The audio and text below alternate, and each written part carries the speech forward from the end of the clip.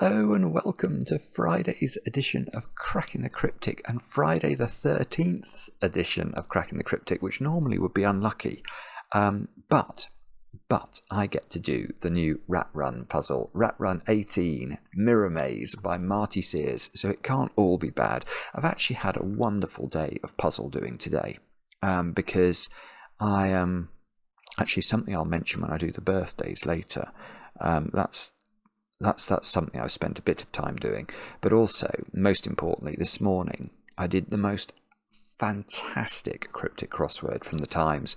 I don't know who set it. I probably will know the name once I learn the actual name. I will know them. But it was just a sensational puzzle. It's the hardest puzzle of the year. If you have any love of cryptic crosswords, do check that puzzle out. It is absolutely fantastic. Yeah, it was a video that got me talking about Sid Woodell, the great darts commentator. Some of you might remember him, and even playing a bit of U2 on the guitar. Anyway, that's got nothing to do with this video. I'm not actually feeling great as well, which is slightly that might be the downside of Friday the 13th. So I should really get on with this video before my voice gives way. I don't want to start. I don't want to say, how long has it been? 4.5 years or something that we haven't. No, it's probably not that long. But we haven't missed a video for many years, and I really don't want to start now. Anyway, now I should say thank you to all those of you who joined us on last night's stream. That was it was very entertaining. There was one puzzle in particular that completely baffled us. Well, not completely. We did get it done in the end, but it was incredibly hard. I want to say it was by Logan Wall. Most of the other ones were quite not approachable. That would be overstating it, but doable. But that one certainly foxed us for some time. But it was great fun. The Sudoku pillar continues to deliver some really lovely solving experiences. So thanks to all those of you who joined us. And I've got an absolute wealth of birthdays to do today. I don't know what it is about the 13th of December, but clearly a lot of intelligent people were born then. So let me just work through those quickly. We'll start off over in Montreal, where Chris, it's your birthday, and I know this because your fiance Kelly wrote to us. I believe you've already had the first snowfall of the year, which is one of the few weather phenomena we haven't had yet here in the south of England. But Chris, apparently you watch all the videos, and I understand this is your last birthday as a single man. So I hope that the wedding next year goes extremely well for the two of you. Many happy returns today. Next, Emma. Emma, it's your birthday, and I've messed this up. No, I'm not actually sure even if it's your birthday, but Connor wrote to us and said, I was meant in the crossword video to dedicate my solve of the quick cryptic to you, and I didn't do it. Bad, Simon. Naughty Simon. I'm so sorry about that. And it wasn't a terrible solve either. Oh dear. Anyway, Emma, I'm so sorry. I hope you can forgive me. I don't know what else to say. Joshua, it's your birthday, and I know this because Diana wrote to us, but Diana wrote to us via the mechanism of Instagram, and I don't understand Instagram very well. So when I've made a note in my diary about your birthday, and I made a note to say that the message was via Instagram from Diana, but then when I tried to find the message again, I couldn't find it at all. So Joshua, I hope it's the thought that counts. I did try, and I hope you have a great birthday today with chocolate cake, of course. Next, Larissa. Larissa, it's your birthday today, and I know this because your husband Lucas wrote to us and told us that you watch every video, so thank you for doing that. And Lucas admitted to liking the puzzles of Totally Normal Cat. Well, there are very few people in my view who wouldn't enjoy the puzzles of Totally Normal Cat, although Totally Normal Cat's puzzles are monstrously hard. But I haven't seen a new Totally Normal Cat puzzle for years, literally. So I don't know what's happened to TNC. But maybe if anyone knows, they could drop us a comment. That would be interesting to know. Next, Sandy. Sandy, it's your birthday today, and I know this because your daughter Jacqueline wrote to us, and I think was writing on behalf of your sons too. And Sandy, I know you've been trying to spread the word about cracking the cryptic. Jacqueline's nephew Oliver has also been getting into puzzles as a result of Sandy's spreading of said word. So Sandy, we appreciate that. Many happy returns for today. Eva that over there in Germany wrote to us about her mum, Susanne. Susanne? I hope I'm saying that correctly. I may well not be. Susanne. But Susanne, many happy returns. I hope you have a brilliant birthday today with cake, of course, heavily iced. And then finally, Natasha. Natasha, your friend Ruben wrote to us. And I think the two of you either are at Cambridge University or may have been at Cambridge University. And I know you've both started doing the cryptic crosswords too. And this made me smile because today, my old college at Cambridge, Queen's, sent me an email that included a cryptic crossword. It was this round thing by somebody called Soup. And I spent an enjoyable 15 minutes doing that and sending in the answer. So Natasha, thank you for reminding me of days, not in the long distant past, just a couple of years ago. And I hope you have a great birthday today. Thank you for watching the channel. Now, any other news? Don't know. Not sure. Over on Patreon, there's loads of extra content. We've got our new Fog of War Sudoku app out, but that's basically all the news. I'm now going to turn my attention to Rat Run 18 by Mirror Maze by Marty Sears. Marty, who joined us for the stream last night. And this is, without a doubt, the most popular series of Sudoku puzzles in the history of Sudoku. These puzzles are just terrific. The idea is always the same. We have to get Finkz the rat to the cupcake, and it's always more difficult than it looks. These are the rules of the puzzle. Here we go. Normal Sudoku rules apply, so that means we've got to put the digits 1 to 9 once each in every row, every column, and every 3x3 box. I'm going to use that one. I mean, this one's got so much grid furniture on it, so yeah, sometimes in the Rat Run puzzles it can be a little difficult to see the outlines, but they are there. They're where you'd expect them to be. So, can I? Oh, I can. That's clever. Now, the aim of the experiment is the following. Finkz the rat must reach the cupcake by finding a path through the maze. The path must not visit any cell more than once, cross itself, or pass through any thick maze walls. So we can't do, let's find the pen tool, we can't do that. That's very bad. You can't normally go through these round spots on the edge of walls either. Let's carry on reading. As well as moving orthogonally means crossing edges like this, sort of moving in a cardinal direction. North, south, east or west might be a way of describing an orthogonal move.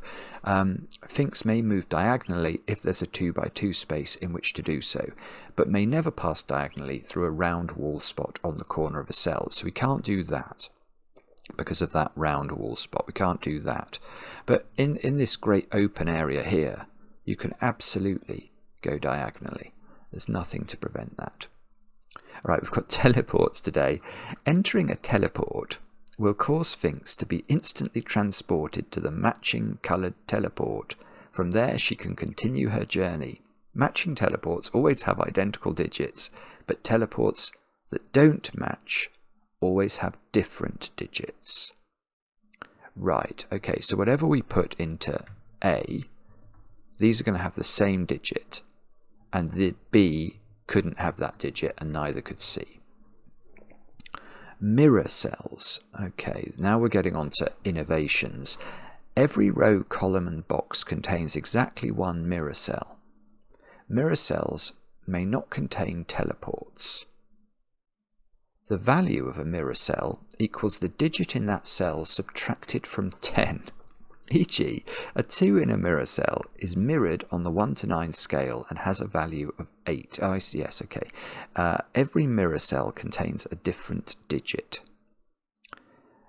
Right, so I sort of understand that. So if you put a 4 in a mirror cell, it would have the value of 6. If you put a 9 in a mirror cell, it would have the value of 1.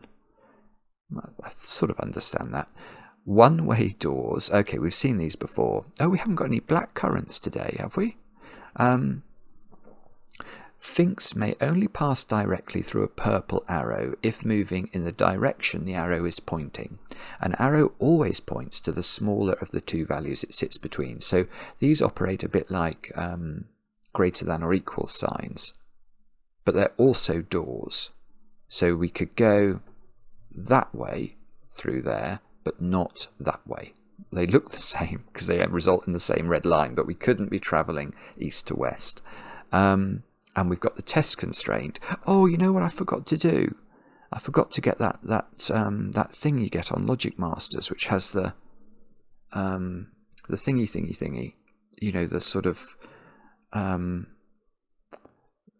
rubric, the thing about printed on the old style paper. I'm sorry, I've messed that up. Maybe if I remember, I'll try and snip it or something, and I'll put it on the screen at an appropriate moment so people can read it. Anyway, test constraint. In this experiment, the values of any two physically adjacent cells along the path, i.e. not separated by teleportation, must have a difference of at least 5. Right.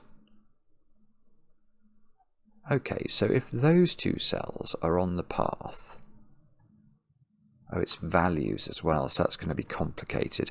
Let's ignore the mirror cell thing, and let's make that square a 2.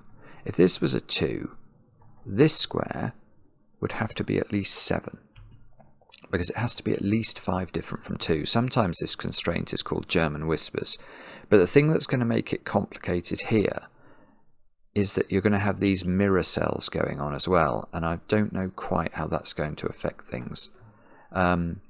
And I forgot to look at how... I think when I looked on Logic Masters it was 3 stars out of 5 for difficulty, but I'm not certain.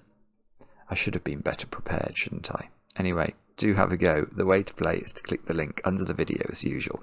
But now, I get to play. Let's get cracking. Now, there is one thing that I can say, I think, immediately. And that's that I don't think Finkz can occupy a whole box of a Sudoku. And that's because I can see that there's a difficulty with placing 5 on the path. But, I mean, the classic secret about German whispers lines. Let's imagine that we have a German whispers line and we try and put 5 on the path.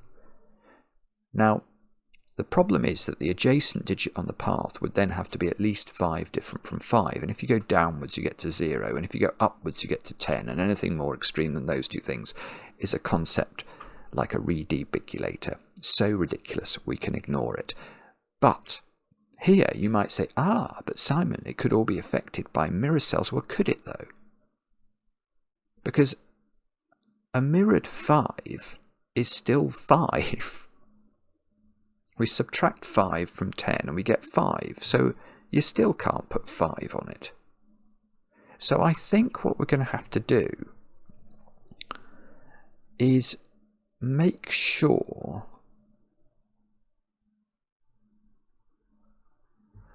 that we don't take a full row, column or box of path. I feel like I haven't taken in something about the rules here because it feels too open-ended to me. Let me just have a quick look. Teleports, mirror cells, German whispers.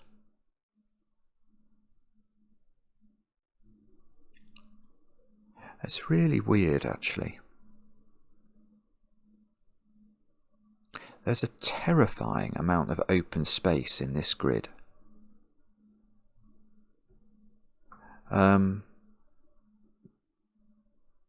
So what I'm thinking is if the path ever ends up, which it almost certainly will, because this is a Marty Sears puzzle, and Marty takes great delight in making these paths ludicrous. if the path does end up in this neck of the woods, it just feels like it's going to be incredibly open-ended to me, which might be wrong. But so let's try and work this out. So if the path goes down column 1, so it doesn't turn right here. Let's draw that in. What does that mean? We can't go to the bottom of the column because then we couldn't put 5. There would be a 5 in column 1 and we couldn't put it on the line. That's interesting, isn't it? Because that means you'd have to go there. Because if you didn't, you'd go there, but then you can't go that way because of the one-way door. So you'd end up having to go down to the bottom, which is not going to work because then we couldn't put 5 in the column. So if we can rule out this,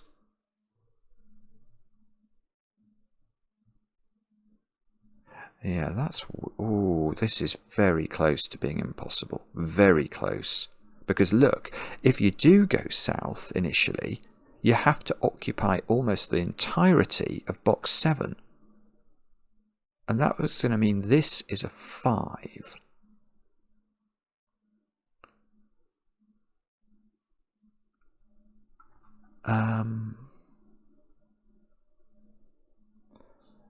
Oh, goodness knows what that means. So that means I'm going to have to somehow put 4 and... the reason I'm starting to think about 4 and 6 in terms of German whispers lines is 4 and 6 are normally they're very difficult to place. Because if you put a 4, let's just look at this. If you put a 4 on a German whispers line, the digit that's next to the 4 always has to be 9. But that's not, well, it's nearly true in this puzzle. But you could put 4 next to 9, and then you could put 4 next to 1 that becomes a 9 because it's a mirrored cell. Or could you put, if you put 4 on the line? No, you don't want to turn a 4 into a 6. That's going to give you an impossible problem. So I think there might be it might be impossible to put 4 and 6 on this string. If you put, where are you going to put the 4? The thing is, you could... No, you could do it, I think. I don't know whether this is right, but imagine you put 4 in the corner. Ordinarily, absolutely impossible. But then you put 9 there. You make this a, what's it called, a mirror cell. So that would be 1. And then you put, if you put 6... Oh no, that's... Oh, you might have to put the 4... You might have to put this near the 6. So the 6 can benefit from the 1 as well. And then...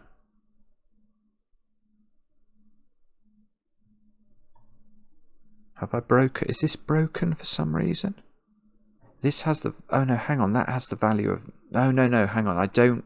It's already confused me. I was thinking I needed the 6 to be next to the 1, but the 1 would have a value of 9 in this version, wouldn't it? I don't think this is possible. I'd have to use the 1. I'd have to convert the 1 into a 9. And then... How would this 6 get an actual value of 1 on the line?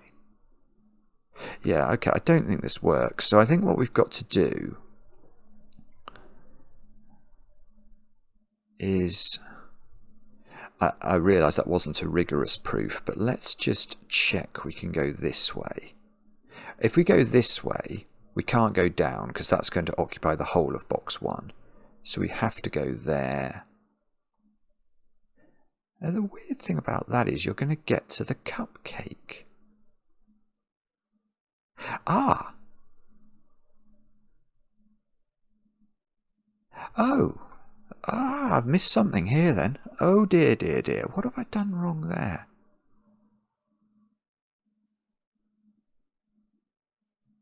Why? If we go So if we do this, that I've sketched in, because I can't go through there, because that will take all the cells in box 1. I can't go through there because it's a one-way door. So what I'm seeing there is how do I... hang on, I can get to the... hang on, I hadn't thought of this. I've got to go there. That's the... Oh, but how do I do that?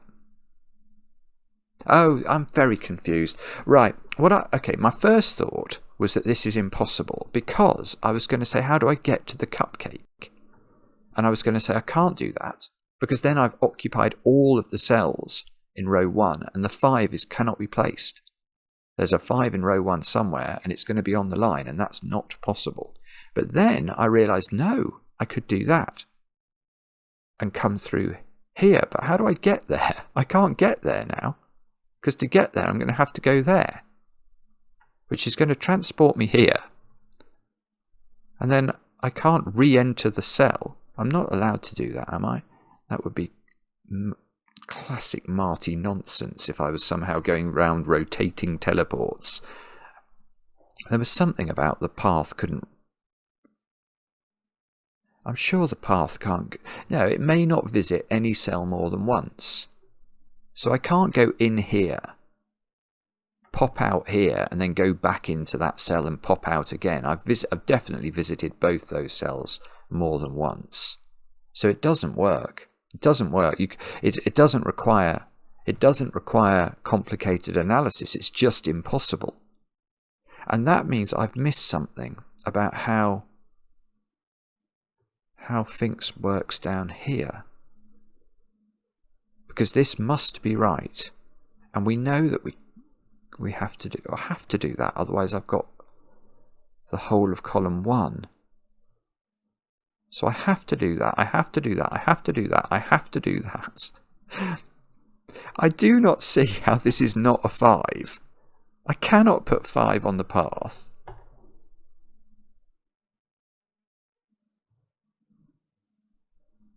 So now somehow in this box... Well, it's not only a problem in the box, is it? Hang on.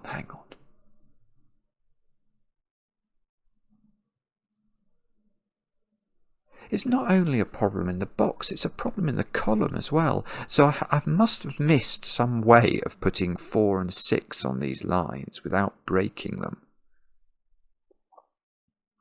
I don't understand. So let's talk about a principle of German whispers. And this is, we have to have, in doing this, in initiating this, I'm just going to talk about it without mirror cells. Now, a principle of whispers is that they oscillate polarity in terms of above and below 5. So imagine this cell had a value below 5. What is the value of this cell? It's got to be at least 5 different. And the point is it cannot also, therefore, have a value that is below 5, because even if these two cells are as far apart as possible, they could be a 1-4 pair. That is not 5 different. So, we must have oscillation. And then that's going to go back down again, and this is going to go back up again. Now, the problem here is that obviously... I say obviously, I'm not sure anything is obvious, but it is certainly true to say that those cells are of some polarity. Their values are consistently one side of 5, and then those cells are going to be the other side of 5.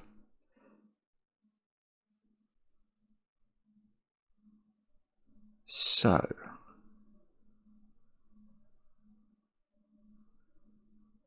somewhere in that column, well, at least one of the digits is going to be a big problem. Because 4 and 6 only have one natural partner, and you can never, I can't put, I could put one of 4 and 6 here, but the other one is going to be in a cell, wherever I put it, in column 1, where its two neighbours see each other from a Sudoku perspective, and therefore the only way I can do that is if one of those neighbours is a mirrored digit. Oh, I see. Yeah, no, that would work. Okay, so I can do that. But hang on, I've also got to maintain... Does the 5 in this column have to be mirrored?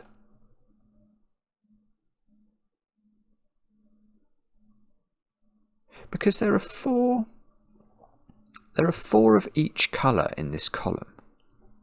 Now the effect of switching, so let's say I make any one of these digits, I switch its polarity.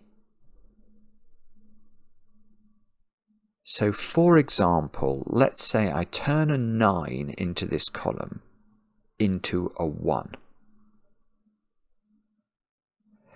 The problem with that is that I've still got 4 low digits to put in the column. 1, 2, 3 and 4.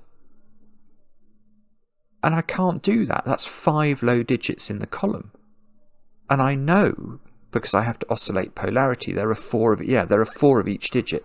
That is totally impossible. So this digit is, in column 1, this digit is naughty. We need a colour for a naughty digit, a mirrored digit, red.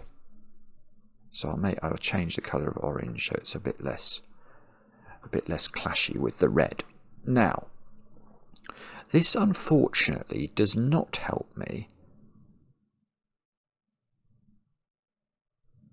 with my 4-6 dilemma. I feel like this must be a 4 or a 6.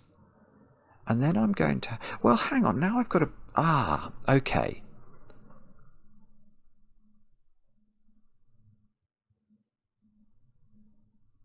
Okay. Right. So what we could do... What I was going to say is that somewhere in this column, whether this is 4 or 6, the other of 4 or 6 lives in a very difficult cell to place that digit in. Say it was 6. Where are we putting 6 in this column? Now remember, the 6 can be next to a 1. That's absolutely fine. But the other side of the 6, what are we going to put there? We can't put a second 1 in any of these positions, because they will clash. If we put 6 there, that would be double 1. That cannot work. But what we could do, this cell is interesting, because this has a neighbour that could be mirrored. I think it's the only one. This could have worked, because we could have had a mirrored cell in this column, but not now. This is mirrored, and we can't repeat mirrors in boxes. So I think this has to be 4 or 6, and this has to be mirrored. Now let's just think about that. If that's a 6, this must be a 1 because it's natural. This has to have a value of 1, which we can create by making this a 9. And then it would mirror to have a value of 1, which would work. So this digit is 1 or 9, depending on what this is. So let's just think that through. If that's 4, then I put 9 here, and this has to have a value of 9, so it would be a 1 mirrored. And then that is the other of 4 and 6. Yeah, that's lovely. Okay, well, not lovely. It's not lovely. It's absolutely vicious, but it does work, doesn't it?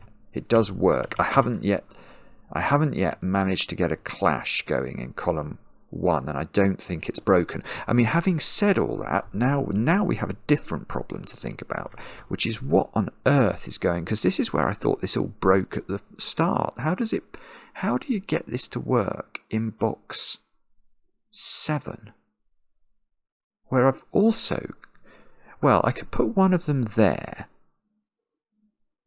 Probably, if it goes that way, probably. Because actually, well, actually, no, I don't know now.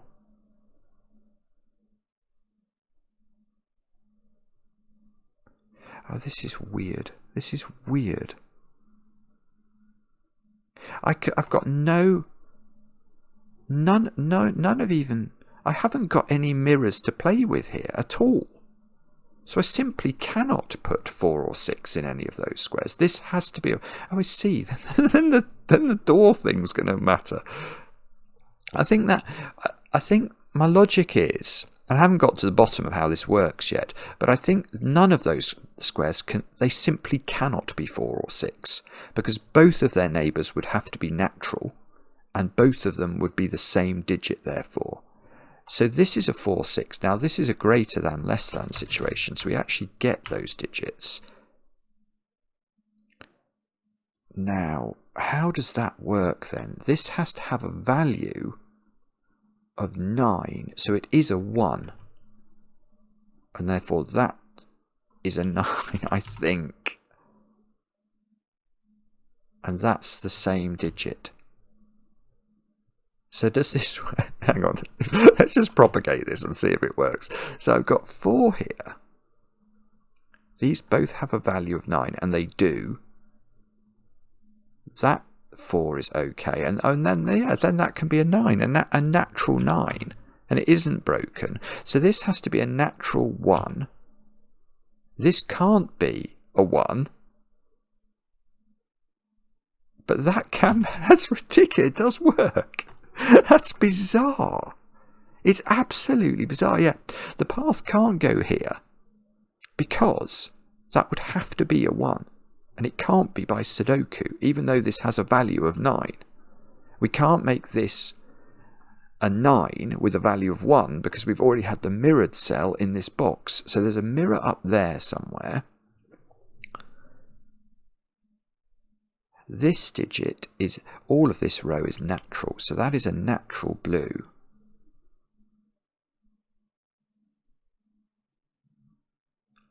And therefore...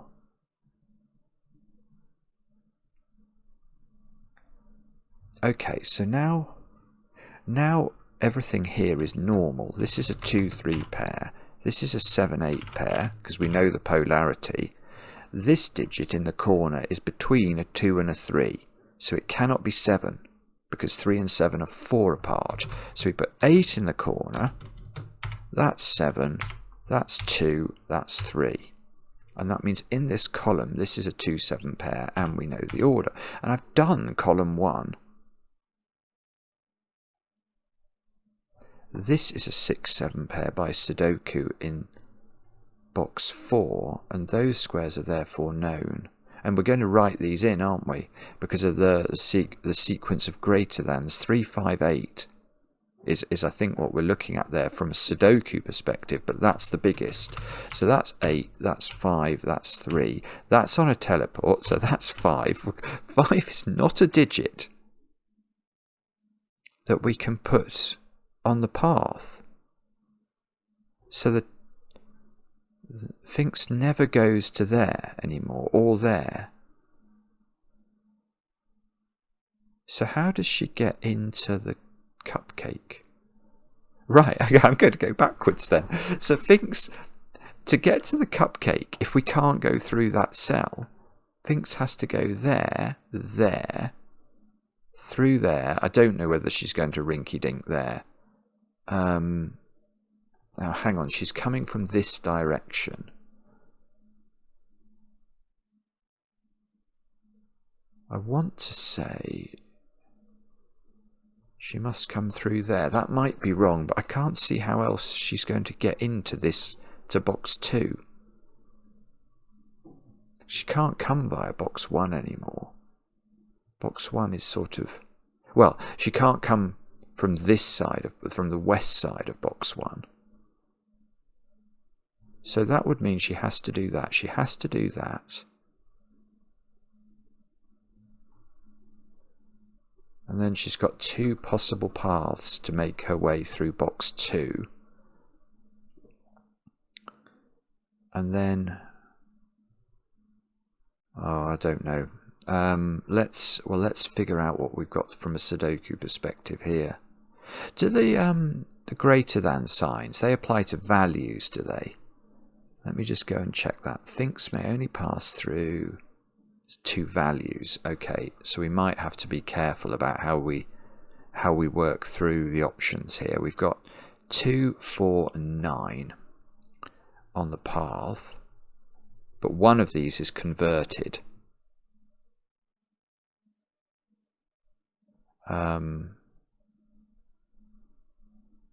But this square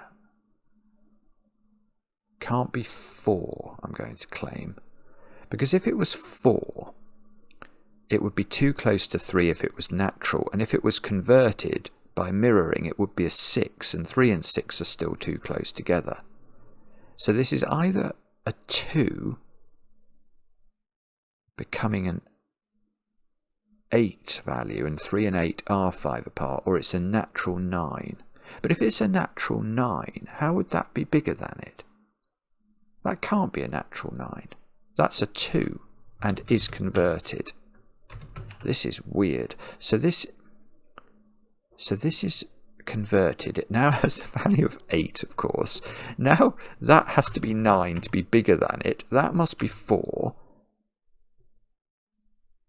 This has a value of 8. So this is low and is 1, 2, or 3. It's a 3. It sees 1 and 2. It's a 3. It can't be mirrored because it's in a row with a mirror. So that's a 3. This is an 8. Oh no, that's not true. Because this could be a funny old digit. We could be mirroring again. This is either actually 8 or it's a mirror to create a value of 8 or 9. And it can't be a 1, so it would have to be a... Oh, it can't be another 2, can it? We can't repeat mirror digits, I don't think. Hang on, I'm going back to the rules again. Every mirror cell contains a different digit, so although that could be a 2, and it would work if it could be mirrored, it can't be a 2 mirrored because we've had a 2 mirrored. So that is 8. And what we should do is continue our colouring, shouldn't we? So the low values are blue. The high values are yellow. And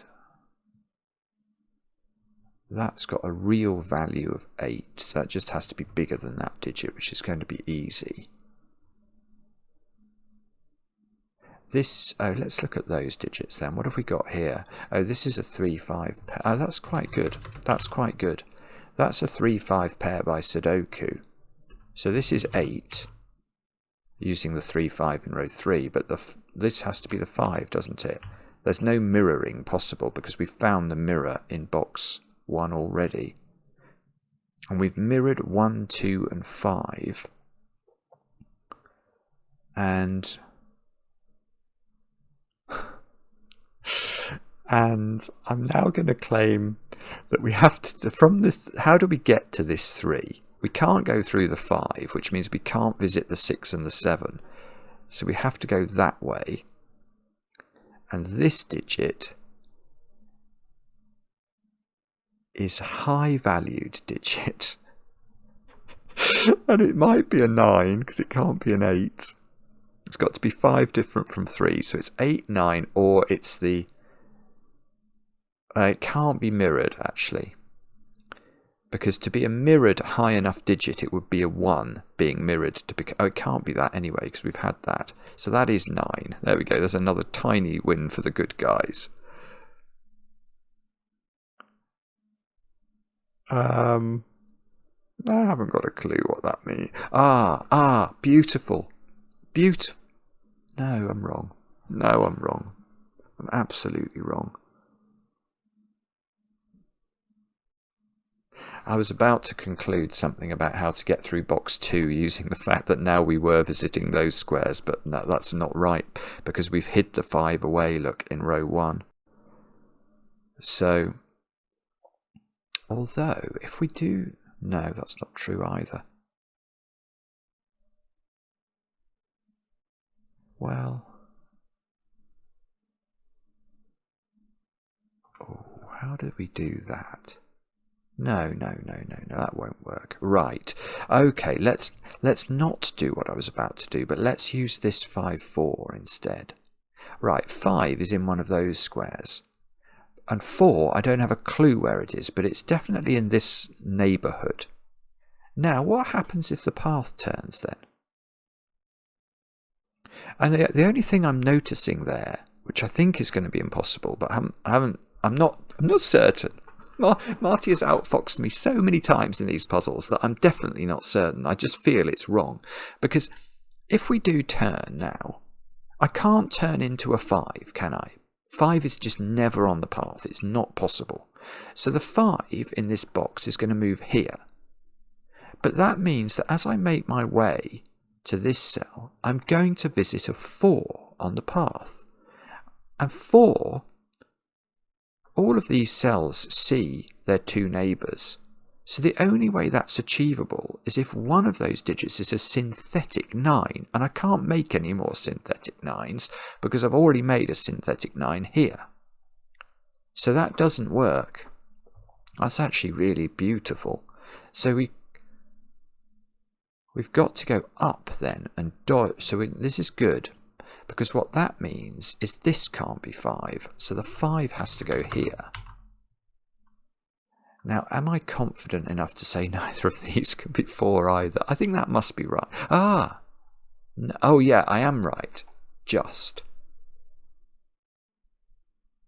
Yeah, because if I do make either of these 4, I've got to avail myself of a naughty 1. Or in this case, actually, this just can't be 4, because this can be neither 1 nor 9. Yeah, so there's no 4 there. This is 4.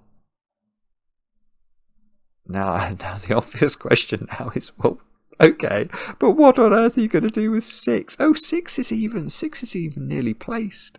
But haven't I got now a problem with 6? Or perhaps I haven't, because I haven't had the equivalent of this digit for 6.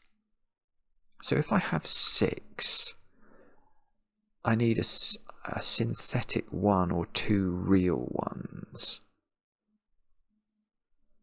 Oh, that cannot be a 6.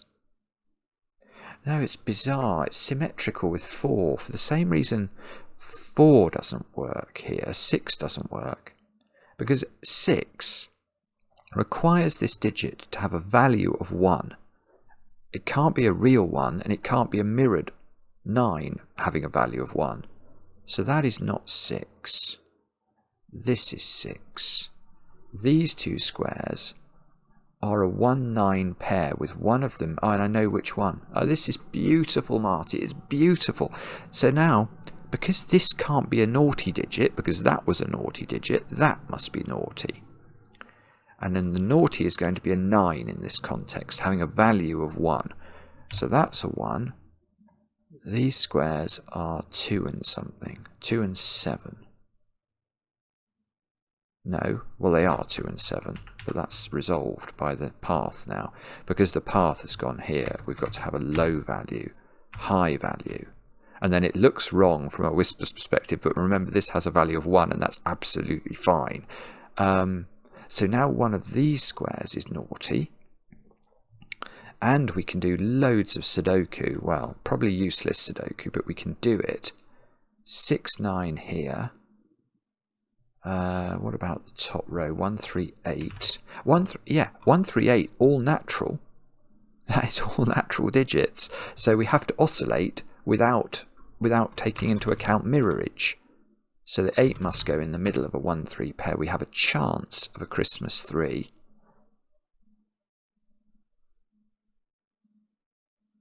I don't know. And these squares are 2, 4, and 7. Now, So that is definitely, let's continue plotting our path along here. So cold, cold, they're all cold. They're cold. This is hot. That has to have a hot value, but we don't know what it is yet. This and this are hot. This, that's hot as well. Oh, okay, so from a pure hotness perspective, we do have to visit this square, because otherwise the polarity goes wrong. This has high value, whatever the digit is, and however that value is created, it's high.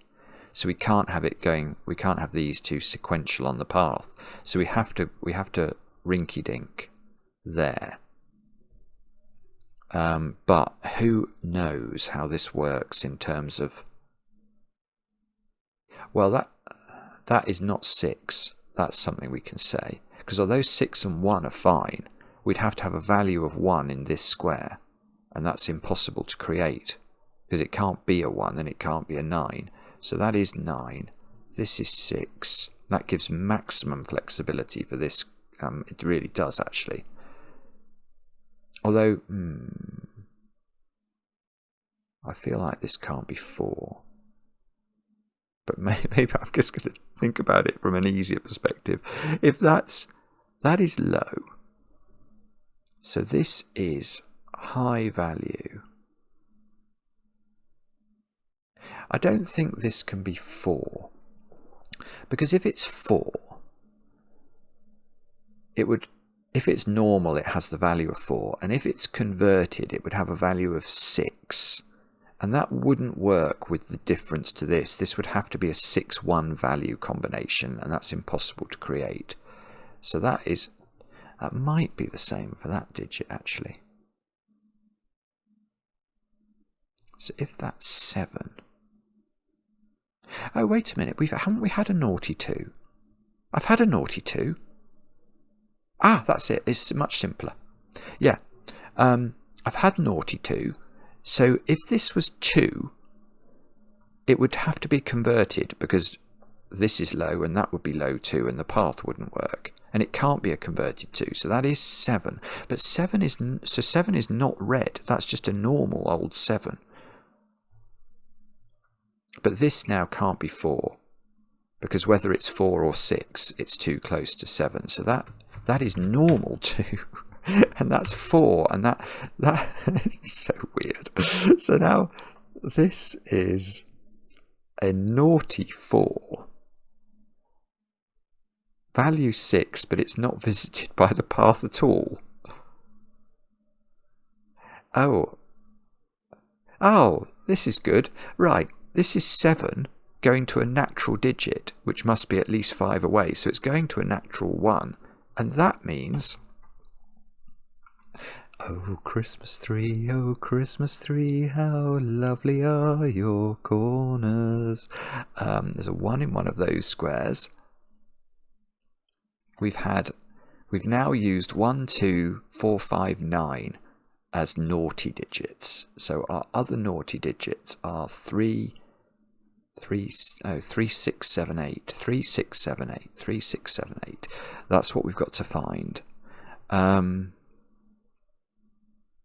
Now, and we've basically, our other task is going to be to connect this and this together, and that is a yellow old digit.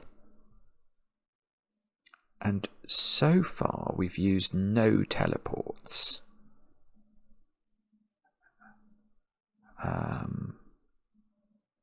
And I don't know what to do now.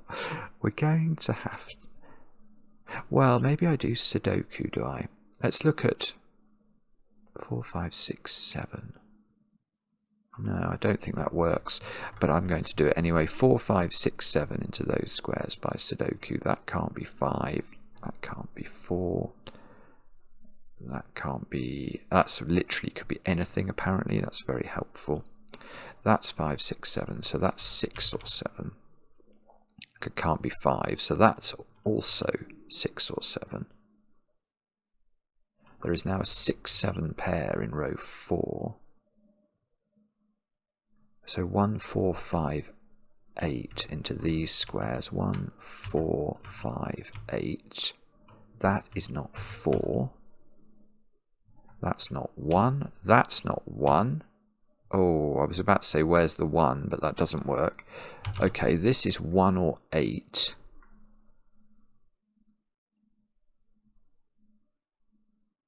Oh, you're a rotten puzzle. What does that mean? It's going to be something weird, isn't it? Like, I don't know. I'm not sure. Yeah, I've got something. Sudoku. If in doubt, resort in your Sudoku puzzles. If you're really stuck, resort to doing Sudoku. Where is 9 in this box is a question I want to ask. Because by Sudoku it's in one of those, but I've noticed it can't be in the teleport. Because if that's a 9, then it sees itself in the column. So I think that's a 9. Which means that there's a 9 down here. Let's double click the 9s and see if we can do any better than that. There's a 9 here. And we could absolutely go smack bang into the 9. Have we had the naughty 9? We have had the naughty 9.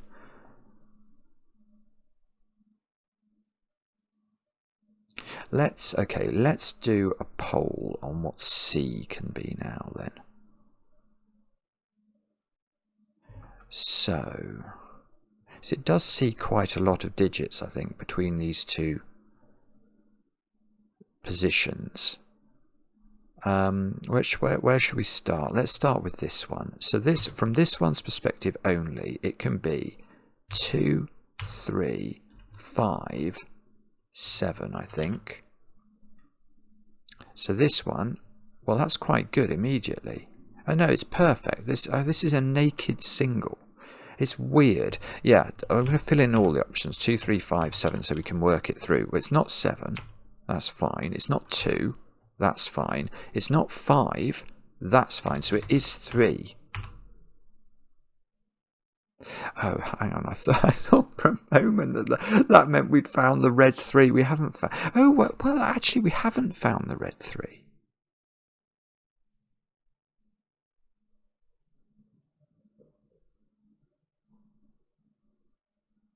Where is the red 3?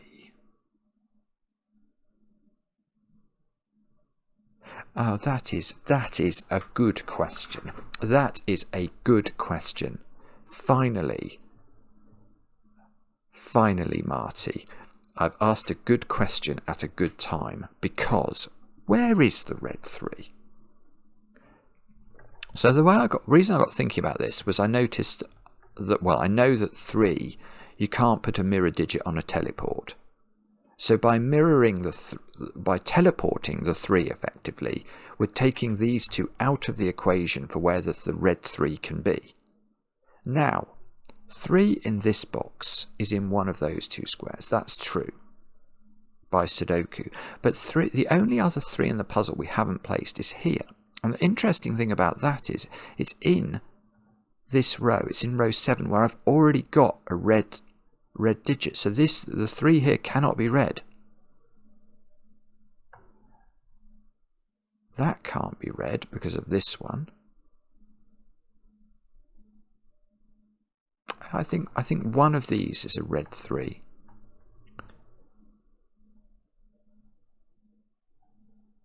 Right, and that means that digit.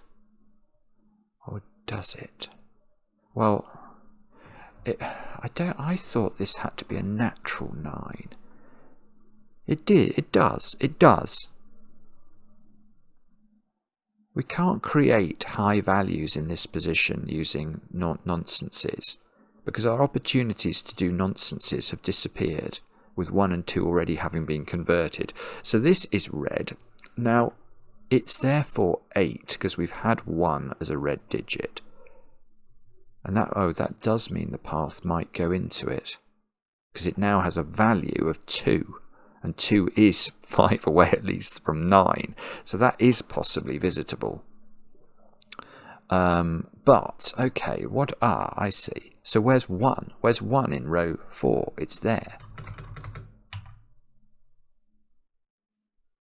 Where is, oh lovely, where's 1 in box 9? I've got 4 1s looking at box 9. So that's 1, that's 9, that's 9, using the power of old Sudoku. We've got all the 9s placed. We have not got, well, we haven't got all the 1s placed, but I can place all the 1s. That's got to be the last 1 in the grid. And these squares are not 8, so this is 4 and 5, which are very difficult to put on the path. I'm not even sure it's possible to put 4s, and it's certainly not possible to put 5s on the path. And I very much doubt now that we've used the naughty 1 up, that we can put 4s on the path again. I don't know what to do now. It's probably going to be, I don't know. We got a naughty 3, didn't we? But we don't know where it goes. So the naughty digits that we haven't placed are, we've had 1, 2, 3, 4, 5. So it's 6 and 7. Right. And we know that they go,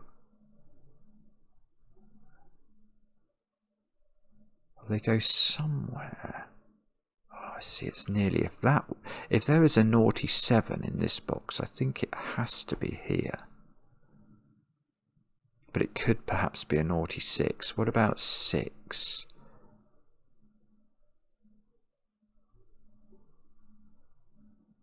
We could have a naughty 6 down here.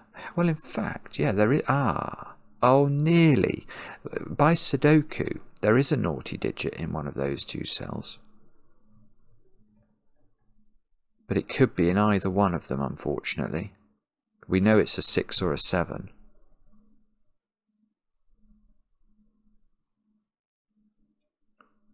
I might be doing this wrong now, or wrongly, I think, because I'm wondering whether what I'm meant to be doing is focusing more on the path. I have to say, I don't enjoy that thought. It feels too open-ended to me. 2, 5, 6, 7. 2, 5, 6, 7. Right, let's do Sudoku. If forced to do Sudoku in your Sudoku puzzles, then do it. Okay, this column, this is a 2, 6 pair, I think. I could be wrong, but I think it's true. So in this row, we've got 2, 5, 6 and 7 to place. It's not quite good enough. That can't be 7, that can't be 6. No, I don't think this is it, is it? In this row, 2, 3, 7, 8. I'm clutching at straws here, trying to figure this out, and I don't think I'm doing a very good job. Okay, let's think about other things then. If the path goes to this square, remember this is a natural digit now. We've had the naughty digit in this box, so it would have to be 4, and then it can't work because it would need a second 9 to move into next, and we can't create any more of those. So the path does go into the 8. It can't go diagonally because of this round wall spot. Now from the 8, which has a value of 2, it needs a high digit. Well, that has to be there, doesn't it? It's so easy to make mistakes in these puzzles. I think it does. I mean, I can't create any naughtinesses. I need a digit that's at least a 7. In fact, I need exactly a 7, because I can't have 8 or 9, so that is a 7.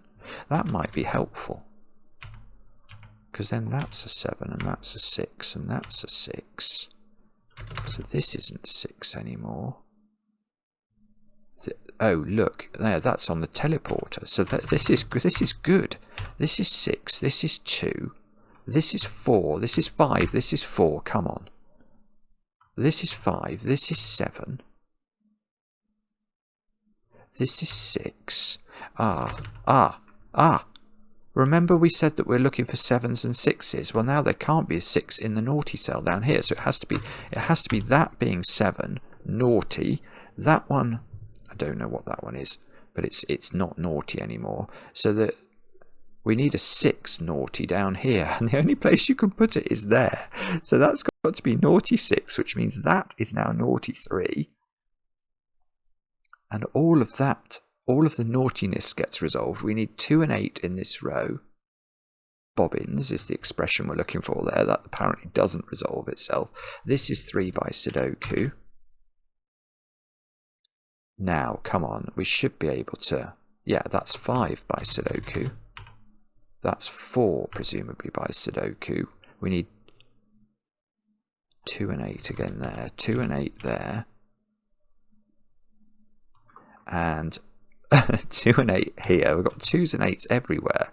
Okay, but that means these digits are available to us. 5 and something. 5 and 4. Yeah, we can do that. 5 here. 4 here. This column has not had a 7. The Sudoku feels like it's working. That's going to be 2 or 8.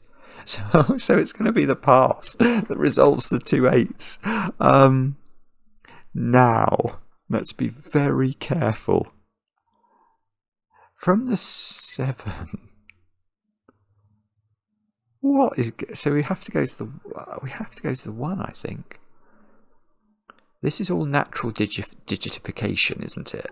So we can't go 7 to 3 because that are only 4 apart. So 7 has to go to 1 or 2, and I think it has to go there. So it goes there, and now we have to go to a high digit. That has to be this 6. That's the only high digit available. And that means we're now over here. We're on a 6, so we need a 1. And the only one we can get is there. And then we need... Oh, but hang on, the 3. The 3 has a value of 7 now. So we can go one of 2 places. We either go to the 3 having a value of 7, or this is an 8. But if we do that, that doesn't work. Because where do you go next? Yeah, if we do go here, it has to be high, so it's 8. And then we have to go to a low valued cell. And there's nothing available. So I think we actually have to go here. So we're now, but now we're going to have options, aren't we? Because we're now on a cell that has a value of 7. So we need a 1 or a 2. So we're going to go into either this one or this one, depending on which direction. Actually, I don't know how we're going to... We might have to resolve that by looking at this from the other direction. Oh, maybe I can do that now. I can't go into a 6. No way. And this has a value of 3, so I can't go into there from a normal 1. So I have to go into the 9. The reason I can't go into a 6 is I need another 1 on the other side of the 6, and I can't get any more of those since wherever we found one that we could create. So I'm here. I can't go up. I need a 2, but I could go either way to get a 2. I think. Can I ever go into the 3 is natural. I'm just trying to work out how I can use this green teleport, and I'm very confused. You can't use the green teleport. How could I get out of it or into it? I can't go... The 5 is totally out of bounds. You can't go to the north, so you'd have to come in that way. Now that's a real 3, so that would be an 8. Ah, that's really cool. Good grief. Right. So the reason you can't use the green teleport is not my first thought. It's for a different thought, but it's really beautiful. If I do want to use the green teleport from either direction, the point is that this square is the only available square. So these have to be 5 apart. So this has to be 8. But remember, we've used the green teleport. So we also have to think about where we go from this square, which means we have to get to an 8 or a 9 from this square. Well, the only way is if that is also an 8. And we can't put 2 8s in the column. So the green teleport is not used. So we can... Yeah, this is probably something I should have done earlier. We can't go to 5s. If we go to 4s, we've got to go to double 9s, which are not available. So we're not going there. So the way we get out of box 8 is there. That is the only way of doing it. But, of course, I could go diagonally. Oh, no. So I'm going to have to probably think about this digit, aren't I? So if that's... I think it's... Oh, no, maybe if it's 2, I get stuck on the 7.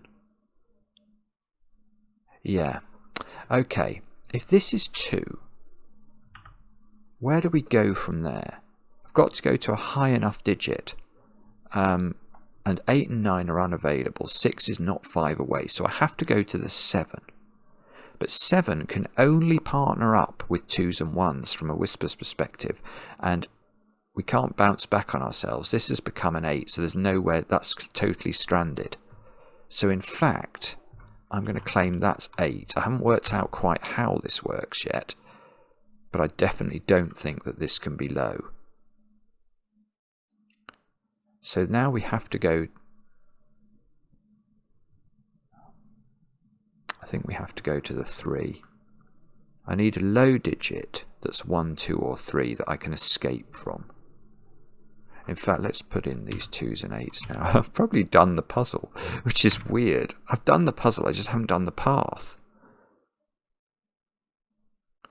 Yeah, I mean, I can't go down to the 1. I mean, it's actually quite... You can only just not do it. You could go to the 9, you could go to the 4, but then you get trapped. I can't go down here because I'm trapped. Don't have any high digits to go to after that. So I think I have to go to the 3. Now I need to go to a digit that's high, that's 8 or 9. There's only one option. Now I need to go to a digit that's low. Oh, hang on. This now has, but this has a value of 7, so I can't go to that one. Okay, so I've got to rinky dink. I've got to go 2. And then there, I think. And 2 and 7 are far enough apart. Good grief. Okay, so that works, but how do we close the loop here? We're on 2. Well, can't we just go diagonally? There's no, there's no other option. Somehow Marty has designed it so there's no other way to do that. So I think that's the path. Now, I have got no idea whether or not the path is continuous that I have drawn. And the other thing I haven't done, which is remiss of me, is to continue my oscillation of values, and I would like to do that. So if you'll indulge me, I'll do this for a moment or two at least, so that all of those become yellow. That's yellow, and we haven't done that one. That's blue. That might be it. That might be it. And the path, so the path goes through here, up here, into the teleport, out the teleport, round the corner, up over the top. So I might be right. I mean, the fact that Sudoku works, oh goodness, yes. Yes, look how many people have solved it already. 3 days, hundreds and hundreds. Let's read the experiment completed successfully. Test date 11th of the 12th, 1974. Cells visited 45. One-way doors used 1. Teleports used 1. Thankfully, the teleport that Finkz used today behaved perfectly, with no overheating problems at all. With any luck, Elliot has fixed whatever was causing the issues. Finkz seemed very interested in the mirror cells, stopping to investigate her own reflection at each one she came to, sometimes pawing at the glass. There is definitely something on her mind, and next week we aim to find out what. That is fantastic again, Marty. I absolutely love these puzzles. They are just a continuous stream of Friday genius. Amazing stuff. Amazing. Let me know in the comments how you got on. I enjoy the comments, especially when they're kind, and we'll be back later with another edition of Cracking the Cryptic.